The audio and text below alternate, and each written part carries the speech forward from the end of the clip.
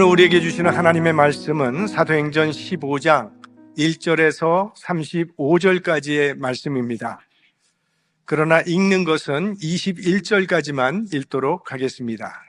한 절씩 교독하겠습니다.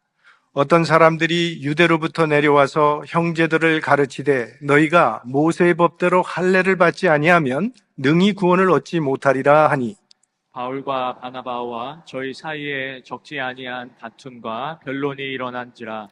형제들이 이 문제에 대하여 바울과 바나바와 및 그 중에 몇 사람을 예루살렘에 있는 사도와 장로들에게 보내기로 작정하니라.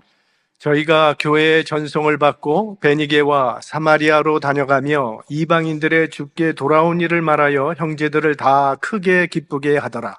예루살렘에 이르러 교회와 사도와 장로들에게 영접을 받고 하나님이 자기들과 함께 계셔 행하신 모든 일을 말하매, 바리새파 중에 믿는 어떤 사람들이 일어나 말하되 이방인에게 할례를 주고 모세의 율법을 지키라 명하는 것이 마땅하다 하니라. 사도와 장로들이 이 일을 의논하러 모여 많은 변론이 있은 후에 베드로가 일어나 말하되 형제들아 너희도 알거니와 하나님이 이방인들로 내 입에서 복음의 말씀을 들어 믿게 하시려고 오래전부터 너희 가운데서 나를 택하시고 또 마음을 아시는 하나님이 우리에게와 같이 저희에게도 성령을 주어 증거하시고 믿음으로 저희 마음을 깨끗이 하사 저희나 우리나 분간치 아니하셨느니라. 그런데 지금 너희가 어찌하여 하나님을 시험하여 우리 조상과 우리도 능히 매지 못하던 멍에를 제자들의 목에 두려느냐. 우리가 저희와 동일하게 주 예수의 은혜로 구원받는 줄을 믿노라 하니라. 온 무리가 가만히 있어 바나바와 바울이 하나님이 자기들로 말미암아 이방인 중에서 행하신 표적과 기사 고하는 것을 듣더니 말을 마침에 야고보가 대답하여 가로되 형제들아 내 말을 들으라.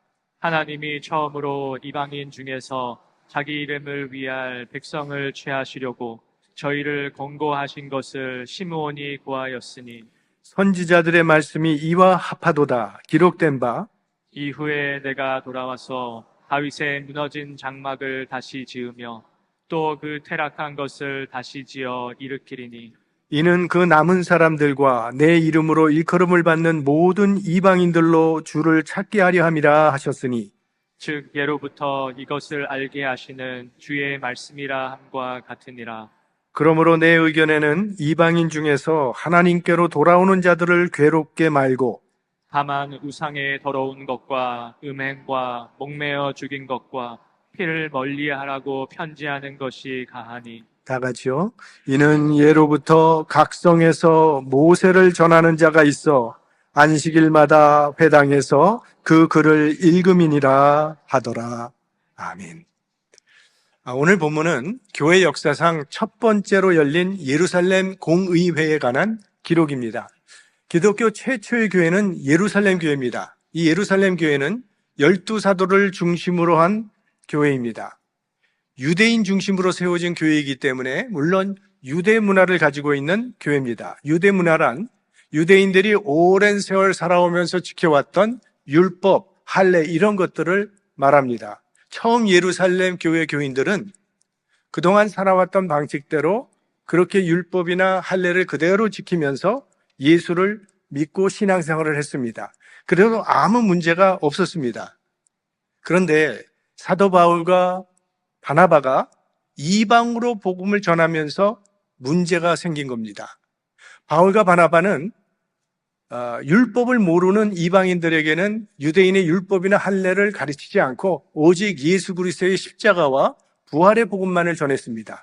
그랬더니 많은 이방 사람들이 예수 그리스도를 구주로 고백하는 구원의 역사가 일어났습니다.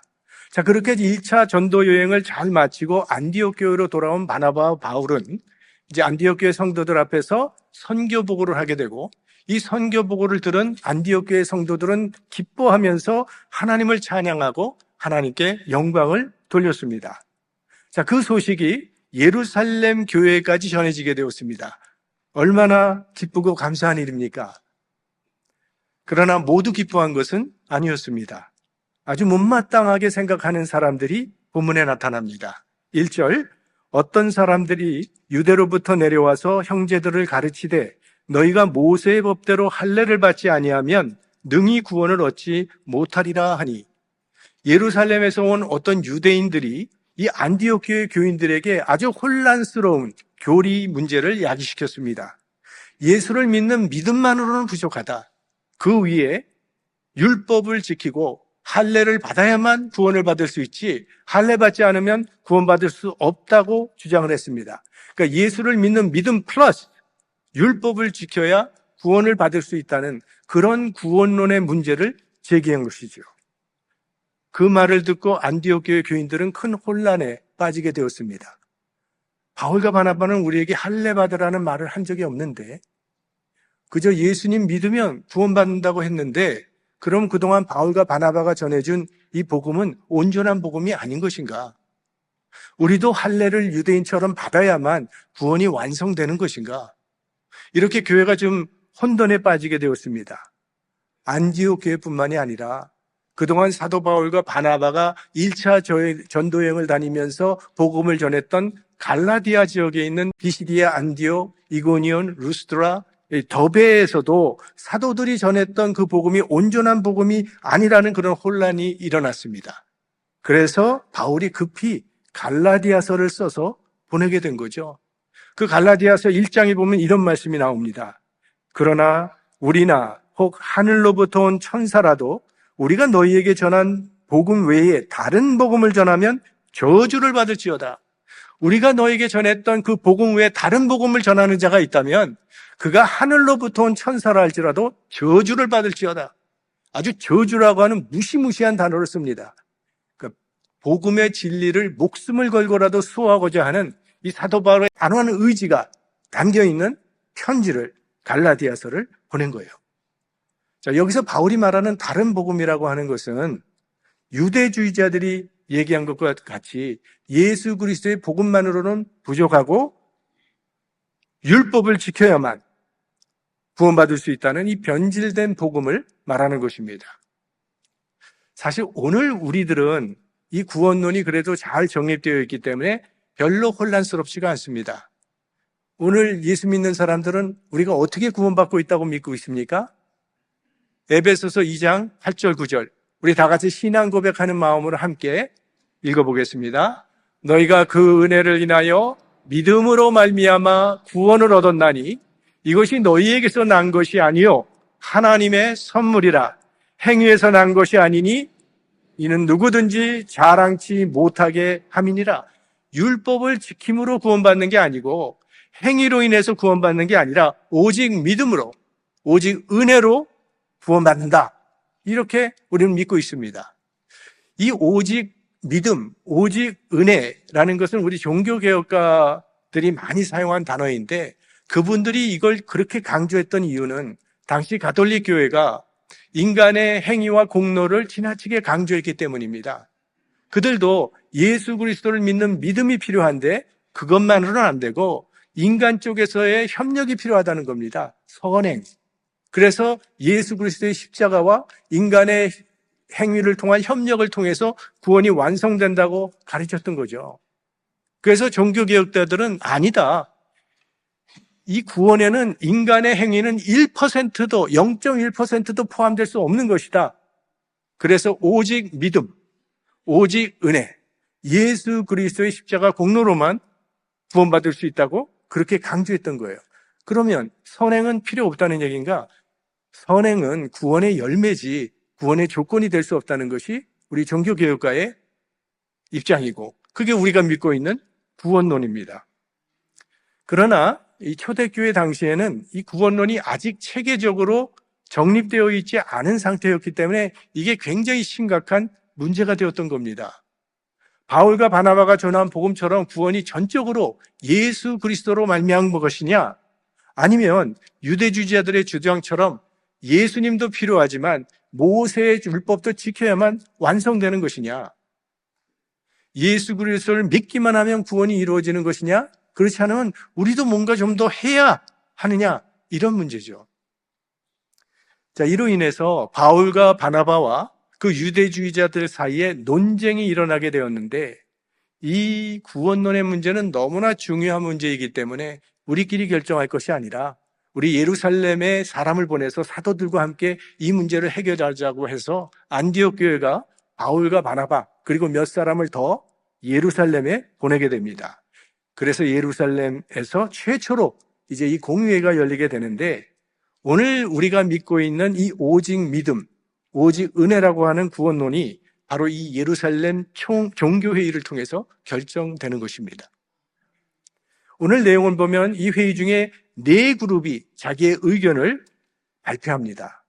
먼저는 바리새파 성도들이 의견을 제시합니다. 5절 말씀에 보면 바리새파 중에 믿는 어떤 사람들이 일어나 말하되 이방인에게 할례 주고 모세 율법을 지키라 명하는 것이 마땅하다 하니라. 그러니까 바리새파 중에도 예수 믿는 사람들이 있었습니다. 근데 이들은 오래 세월 살아왔던 방식대로 율법과 할례 이런 걸 다 지키면서 신앙생활을 하는 사람들입니다. 그들이 그렇게 하는 것은 아무 문제가 되지 않습니다. 그런데 이방인들도 자기들처럼 그렇게 해야 된다. 율법도 지키고 할례를 받아야 한다고 주장했기 때문에 이게 문제가 된 겁니다. 사람마다 자기가 살아온 생활의 틀이 있고 또 생각의 틀이 있는데 이것을 우리는 문화라고 부르죠. 근데 사람들은 이 문화의 틀에서 벗어나기가 대단히 어렵습니다. 몸에 배어있기 때문입니다. 우리가 신앙생활하면서 자주 마주치는 문제가 이 복음과 문화의 관계죠. 다른 말로 하면 본질과 비본질의 관계입니다. 복음은 변하지 말아야 되는 본질적인 요소고 문화는 바뀔 수 있는 비본질적인 요소입니다. 이 할례라고 하는 것은 유대인들이 오랜 세월 지키고 온 이 종교 문화에 속하는 거죠. 그런데 이 바리새파 성도들이 이 유대의 종교 문화를 복음의 본질로 생각했던 거예요. 그래서 너희들 이방인들도 자기들처럼 할례를 받아야만 구원받을 수 있다고 그렇게 주장을 했던 겁니다. 이걸 우리 한국 맥락 속에서 생각해 보면 훨씬 이해하기가 쉬운데 우리 한국 그리스도인들은 술이나 담배를 금하고 있습니다. 술이나 담배는 이건 신앙 문화에 속하는 것입니다. 술, 담배 한다고 구원이 취소되는 법은 없습니다. 그건 구원과 아무 관계가 없습니다. 하지만 이게 신앙 문화이기 때문에 그렇게 지키는 것인데 당신이 술, 담배 끊지 않으면 구원 못 받아. 이런 말을 한 거나 마찬가지라는 거죠. 유대주의자들이 이방인들을 향해서. 이 문화적인 요소를 복음적인 요소로 절대화시키게 되면 이러한 어려운 문제가 발생하게 돼요. 어떤 교회 갔더니 신발을 벗으라고 하더라고요. 그러니까 그 교회는 강대에 올라갈 때 신발을 벗고 올라가는 그런 문화가 있는 교회입니다. 하나님 앞에서 모세가 신발을 벗었던 것 같은 그런 경건한 마음으로 강대에 올라오라는 그런 좋은 의도일 것입니다. 그런데 거기까지는 좋은데 그러면서 우리 교회는 보수라고 얘기를 해요. 신발을 벗으면 보수고 신발을 신고 올라오면 진보가 되는 그런 얘기가 돼버리는 거죠. 보수라고 할 때 문화적인 보수를 신앙적인 보수로 오해하는 경우가 참 많죠. 신발을 벗고 올라가나 신발을 안 벗고 올라가나 이건 어디까지나 그 교회의 신앙 문화입니다. 그리고 신앙 문화는 교회마다 다 달라요. 교회마다 나름대로 우리 교회도 우리 교회에 문화가 있고 틀이 있지 않습니까? 교인들 간에 암묵적으로 뜻이 통해서 성립된 그런 좋은 문화들이 있어요. 이런 말은 우리 교회에서는 하면 안 되고 이런 말은 해도 되고 이런 옷은 우리 교회 잘 안 맞고 이런 행동 그건 괜찮고 저런 행동은 하면 안 되지 하는 어떤 틀이 있는데 이 공동체의 연합과 평화를 위해서 그런 거를 존중할 필요가 있습니다. 하지만 그런 것을 절대화시켜서 거기에 잘 맞지 않는 사람을 쉽게 평가해 버리는 일은 없도록 주의를 해야 합니다. 어떤 사람이 와서 어떤 행동을 했는데 당신 우리 교회에서는 그런 행동하면 안 돼. 길을 확 꺾어버리는 그런 경우 있죠. 문제는 하나님도 그렇게 생각하실까라는 것입니다. 하나님도 그걸 싫어하실까라는 점이죠. 우리 장로교인들이 가끔 오순절 교회 가서 예배 드리고 오면 좀 불편해하는 그런 얘기를 해요. 아니, 좀 예배가 경건하지 못하고 저렇게 소란스럽게 요란하게 예배를 드려야 되느냐. 우리만 그런 게 아니라 또 오순절 교인들은 장로교회 오면은 뭐 시체들만 있느냐, 왜 이렇게 조용하냐, 이거. 뭐 예배 같지가 않아. 이러잖아요. 그건 다 신앙 문화일 뿐이죠. 신앙 문화의 다양성을 인정하지 않으면 독선과 교만에 빠지게 되는 거죠. 하나님은 장로교회의 조용한 예배도 기쁘게 받으실 것이고, 오순절 교회의 아주 열광적인 예배도 하나님은 기쁘게 받으실 거 아닙니까? 신앙이 성숙해질수록 다른 사람을 더 잘 이해하고 잘 수용해야 그게 정상입니다. 갈수록 다른 사람에 대해서 더 비판적이 되고 까다로워지는 것은요, 이게 신앙이 거꾸로 가는 겁니다. 개인마다 신앙 문화가 다양하고 교회의 문화가 또 신앙 문화도 다양합니다. 하지만 우리는 다 한 하나님을 섬기고 있고 한 예수님을 믿고 있고 한 소망을 갖고 있는 사람들이에요. 세례도 하나고 믿음도 하나고 소망도 하나고 우린 다 한 성령을 받은 사람들입니다. 그렇다면 다른 사람의 신앙 문화를 존중해 줘야죠. 왜? 하나님도 우리를 그렇게 받아주셨기 때문에. 우리가 무슨 자격으로 지금 이 자리에 앉아 있는 겁니까? 우리가 어떤 자격으로 하나님 앞에 나온 거예요? 지난 한 주간만 생각해 봐도 정말 부끄럽고 죄송한 것밖에 없지만 오늘도 내 모습 그대로 받아주시는 하나님의 은혜를 힘입어 이 자리에 나와 앉아 있는 거죠. 그렇다면 우리들도 똑같이 이웃을 향해서 사랑과 겸손을 실천해야 할 당위성이 있다는 거죠. 그래서 우리 교회는 누구든지 그런 하나님의 은혜를 맛볼 수 있는 그런 장소가 될 수 있기를 바랍니다.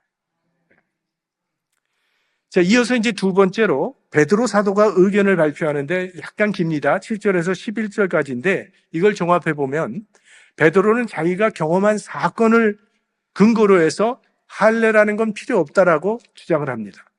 우리가 아는 것처럼 사도 베드로는 기도하는 중에 환상을 보게 됩니다.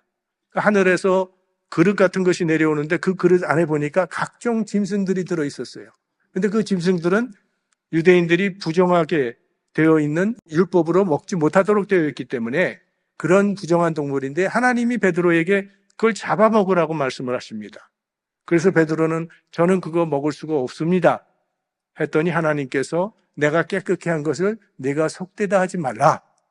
자, 이렇게 똑같은 환상을 3번 반복해서 본 베드로가 도대체 이게 무슨 뜻인가라고 고민하고 있을 때 마침 이방 사람 고넬료의 집에서 베드로를 초청하는 사람이 와서 그 초대를 받고 이게 하나님이 보내시는 뜻인가 보다 해서 고넬료의 집에 들어가서 설교를 했는데 설교를 하면서 베드로가 거기서 아주 새로운 경험을 체험하게 됩니다.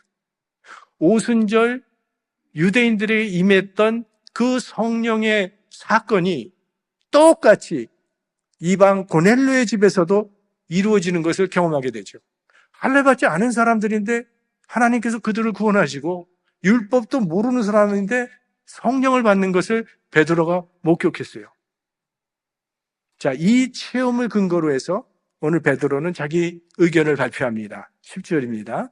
그런데 지금 너희가 어찌하여 하나님을 시험하여 우리 조상과 우리도 능히 매지 못하던 멍에를 제자들의 목에 두려느냐. 우리가 옳다 그르다 하기 전에 하나님께서 이미 이방 사람들 구원하셨다는 거예요. 할례 안 받은 사람 구원하셨고 율법 모르는 사람에게 성령을 보내주셨는데 그런데 어찌하여 하나님을 시험하려고 합니까? 하나님이 이미 다 하신 일에 대해서 우리가 이렇다 저렇다 할 것이 아니라는 주장이에요. 그러면서 사도 베드로가 율법에 대해서 여기 말을 하죠.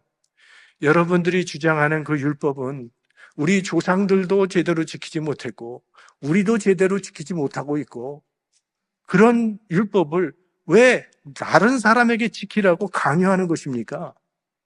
누가 율법을 온전히 지킬 수 있느냐는 그런 얘기죠. 아브라함도 못 지켰고 모세도 못 지켰고 다윗도 못 지켰고 인류 역사 가운데 율법을 온전히 지켰던 사람은 한 사람도 없었습니다. 오직 하나님의 아들 예수 그리스도께서 율법을 완전히 지키셨어요. 그러므로 우리는 율법을 지킴으로 구원받는 것이 아니라 율법을 완성시키신 예수 그리스도를 믿음으로 구원받게 된다는 것입니다. 그러면서 사도 베드로가 결론을 내죠. 11절. 우리가 저희와 동일하게 주 예수의 은혜로 구원받는 줄을 믿노라 하니라. 유대인이나 할례받지 못하는 이방인이나 우리 다 동일하게 예수 그리스도의 은혜로 구원받는다고 결론을 내려요. 그러니까 한국인이나 미국인이나 아프리카에 사는 사람이나 인도네시아에 사는 사람이나 구원받는 길은 동일하다고 그렇게 얘기하는 거예요. 그 길은 오직 예수 그리스도의 은혜로 구원받게 된다. 세상 모든 종교는요, 자신의 의를 만들어가는 겁니다. 인간 스스로 노력을 해서 구원에 이르고자 하는 것. 그러나 기독교가 말하는 구원은 거기에 대해서는 인간의 행위와는 아무 관계가 없습니다. 왜냐하면 구원은 하나님께서 값없이 주시는 은혜의 선물이기 때문이에요. 그래서 기독교를 은혜의 종교라고 부르는 것입니다. 자, 이게 베드로의 의견입니다. 그리고 그 다음에 이제 사도 바울과 바나바의 의견이 나오는데 이건 여러 번 나왔고 그리고 뭘 주장하는지 이미 베드로와 동일한 주장이기 때문에 여기에 길게 기록하지 않았습니다. 12절에 그냥 간단하게 기록하고 넘어갑니다. 그러나 베드로와 동일한 주장이고. 자, 그리고 마지막에 네 번째로 이 회의의 의장 역을 맡은 야고보 사도가 이제 결론적인 발언을 합니다. 자, 여기 나오는 야고보는 예수님의 동생 야고보로 처음에는 예수님을 믿지 않았지만 부활하신 예수님을 만난 후에 예수님을 믿고 따르게 된 예수님의 제자요, 또한 사도입니다. 이분은 비록 뒤늦게 예수를 믿기는 했지만 아주 대단한 영적인 권위와 이 신앙인의 인격을 겸비한 그런 지도자였기 때문에 예루살렘 교인들의 많은 존경을 받았습니다. 이분이 사실은 예루살렘 교회의 감독입니다. 그래서 오늘 이 회의, 지금 경조회의의 의장 역을 맡은 사람이에요. 자, 이 야고보 사도가 마지막으로 구약 성경에 나오는 아모스 선지자의 예언을 근거로 해서 자신의 의견을 발표합니다. 그게 우리 15절에서 18절까지 말씀인데요. 우리 한번 함께 해보도록 하겠습니다. 선지자들의 말씀이 이와 합하도다 기록된 바 이후에 내가 돌아와서 다윗의 무너진 장막을 다시 지으며 또 그 퇴락한 것을 다시 지어 일으키리니 이는 그 남은 사람들과 내 이름으로 일컬음을 받는 모든 이방인들로 주를 찾게 하려 함이라 하셨으니 즉 예로부터 이것을 알게 하시는 주의 말씀이라 함과 같으니라. 자, 오늘 이 사도 야고보께서는 바울과 바나바 그리고 베드로가 그 경험한 모든 이야기들이 그리고 그들의 간증이 선지자의 예언과 이게 일치합니다 라고 강조하고 있습니다.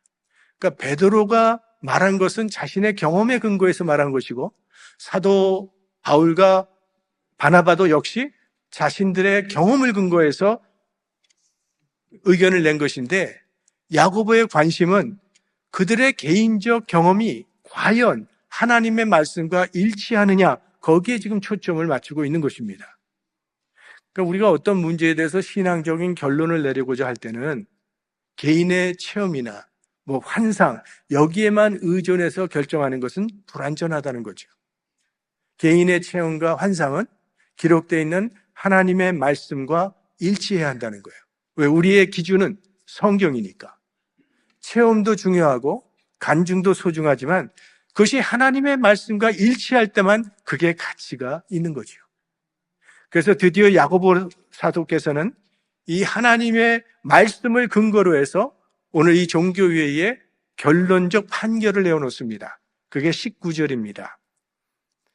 그러므로 내 의견에는 이방인 중에서 하나님께로 돌아오는 자들을 괴롭게 말고, 이게 무슨 말이겠어요?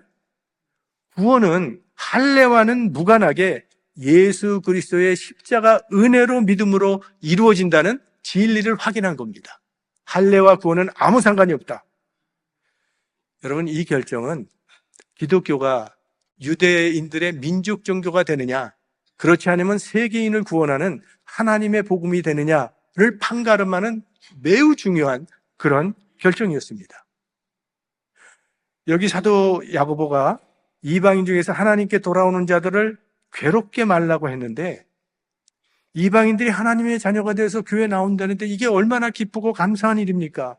그러니까 저런 제약을 걸어서 그 사람들 괴롭지 말라는 그런 말이죠. 장애물 놓지 말라는 것입니다. 교회 문턱을 자꾸 높이지 말라는 건 거죠.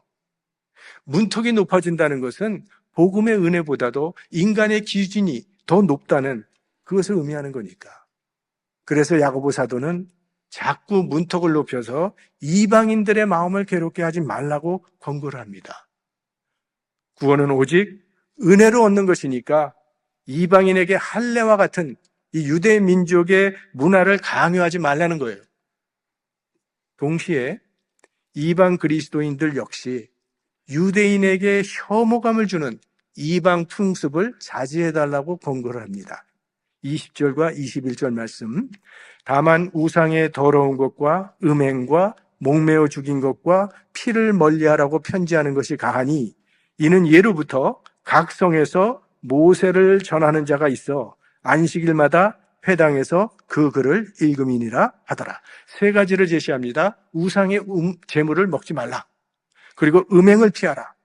목매어 죽인 것이나 피를 먹지 말라.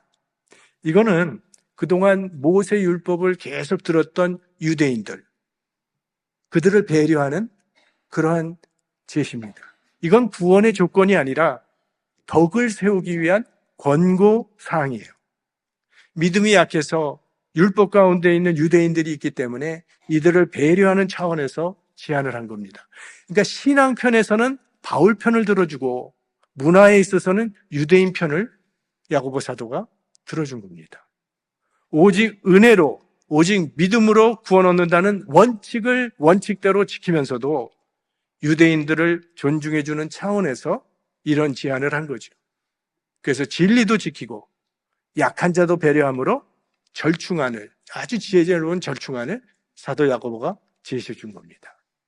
이거 보면 야고보 사도는 정말 훌륭한 지혜로운 지도자입니다. 우리가 어떤 결정을 하고자 할 때는 원칙을 지키려고 하면 관계가 어려워지고 깨어지고, 그렇다고 관계를 지키려고 하면 원칙이 깨어지는 경우가 참 많습니다. 원칙과 관계를 함께 유지한다고 하는 것 대단히 어려워요. 그런데 오늘 야고보 사도는 원칙도 지키고 관계도 지켰어요. 그렇게 할 수 있었던 비결은 상대방을 배려하는 마음, 그것이 둘 다 지키는 것을 가능케 한 것입니다.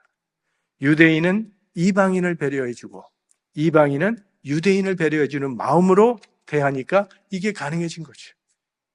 사도 바울 선생께서 우상에게 바쳐진 제물 이야기를 고린도서에서 하는데, 우상에게 바쳐진 고기 나는 얼마든지 먹을 수 있다고 했습니다. 우상이라는 건 그건 아무것도 아니고 난 그러니까 이거 먹는 거 자유롭다고 그렇게 얘기를 했어요. 그리고 그게 믿음이 강한 사람이라고 얘기를 했습니다. 하지만 내가 이 우상에게 바쳐진 제물을 먹는 걸 보고 시험에 드는 믿음이 연약한 사람들이 있을까 봐 나는 고기를 먹지 않겠다. 원칙도 지키고 관계도 지켰죠. 이웃을 배려하는 마음으로. 제가 아까 한국의 신앙 문화인 술, 담배 얘기를 했는데, 담배 저는 자유해요. 그러니까 저는 오늘부터 담배 피겠습니다. 그러면 우리 성도님들이 우리 목사님 참 자유한 분이셔, 존경해, 이런 분이 있을까요? 진리를 향한 열정과 동시에 서로를 배려하는 사랑이 있을 때 공동체는 하나를 이루게 되는 것이죠. 자, 이렇게 해서 이제 합의점을 찾자 그 결정사항을 편지에 기록해서 예루살렘 교회 대표단을 바나바와 바울과 함께 안디옥 교회로 보내서 그 안디옥 교회에서 예루살렘 교회에서 종교회에서 있었던 일들을 낱낱이 편지에 적어서 그거를 그들에게 전달하는 이야기가 오늘 읽지는 않았지만 그 끝부분에 나오는 이야기입니다. 30절과 31절을 제가 보겠습니다. 저희가 작별하고 안디옥에 내려가 무리를 모은 후에 편지를 전하니 읽고 그 위로한 말을 기뻐하더라. 우리 그리스도인들의 회의는 이렇게 끝나야 된다고 봅니다. 안디옥 교인들은 모두 기뻐했다고 했어요. 그러니까 회의는 기쁨으로 끝나야 되는데 기분이 나빠지거나 회의감에 빠지지 말아야 되는데, 그렇죠? 여러분 다 들으셨겠지만 목사들이 제일 싫어하는 음식 얘기 들어보셨죠? 회를 싫어한다고. 당회. 오늘은 또 재직회까지 있어요. 네. 이런 말이 빨리 사라졌으면 좋겠습니다. 네. 그리스도인들의 회의는 어쨌든 정말 마지막에는 이렇게 함께 기뻐할 수 있는 그런 회의가 되면 얼마나 좋겠습니까? 아마도 이 회의에 참석했던 사람들은요, 오늘 이 결정이 기독교 역사에 이렇게 결정적인 영향을 미칠 것이라고는 생각하지 못했을 것입니다. 그냥 문제가 생겨서 그 문제를 해결하기 위해서 회의를 했을 뿐인데 그것이 인류 구원의 길을 제시하는 아주 결정적인 사건이 된 것이죠. 이처럼 하나님의 역사는 우리의 일상을 통해서 이루어지는 것입니다. 지금 우리가 하고 있는 그 일, 우리의 모임, 이게 하찮게 보이고 보잘것없이 보일지 모르지만, 그리고 그 안에서 이루어지는 모든 대화와 그 결정 사항들이 대수롭지 않게 보일지 모르지만 바로 그런 일을 통해서 하나님의 역사는 이루어지게 된다는 것입니다. 그러므로 절대로 우리가 맡은 그 직분, 그 책임 소홀히 하면 안 된다는 것이죠. 하나님께서 우리에게 맡겨주신 교회적 사명, 가정적 사명이 있죠. 사회적 사명도 있습니다. 최선을 다할 때 하나님의 역사가 우리를 통해서 이 땅에 이루어지게 될 것입니다. 말씀을 맺겠습니다. 자, 오늘 유대주의자들도 예수님을 믿음으로 구원받는다는 것을 부정하지 않습니다. 다만 믿음만으로는 부족하다는 생각이었어요. 믿음 플러스 율법의 행위가 있어야 된다고 생각했습니다. 그런데요, 2000년 전에 결정을 했는데 2000년이 지난 오늘도 이렇게 목마른 구원을 느끼는 사람들이 있다는 겁니다. 예수 믿으면서도 뭔가 더 해야 하지 않을까라고 하는 그런 불안한 마음이 있다는 거예요. 뭔가 더 해야 구원이 완성되는 것이 아닐까라는 마음으로 신앙생활을 하는 사람들도 있습니다. 하지만 구원을 위해서는 우리가 보태야 할 것이 아무것도 없습니다. 예수 그리스도께서 십자가에서 구원을 완성시키셨기 때문입니다. 구원은 내가 무엇을 해서가 아니라 예수님께서 나를 위해 하신 일 때문에 이루어지는 거예요. 구원은 예수님께서 나의 죄를 대신해서 십자가에 죽으셨음을 믿음으로 받아들일 때 주어지는 하나님의 은혜의 선물임을 믿으시기 바랍니다. 그래서 Amazing Grace죠. 이 놀라운 은혜를 찬양하면서 더 깊고 더 풍성한 믿음의 여정을 살아가시는 하나님의 백성들 되시기를 주님의 이름으로 축원합니다.